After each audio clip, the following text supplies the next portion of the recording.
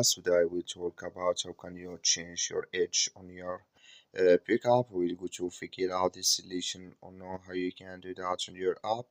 So you just follow this ways, then it's going to work with you. So all you have to do, so you just go here, you go down here, you click here in this sign here. When you just click here on me down here, it's going to take you to this list. It's going to show for you like this. Then you click here in this sign. When you just click on it, so then it's going to take you to this list. It's going to show for you like this here. Then all you have to do now, you just come here to edge here and click on it. So then here can you select your edge here.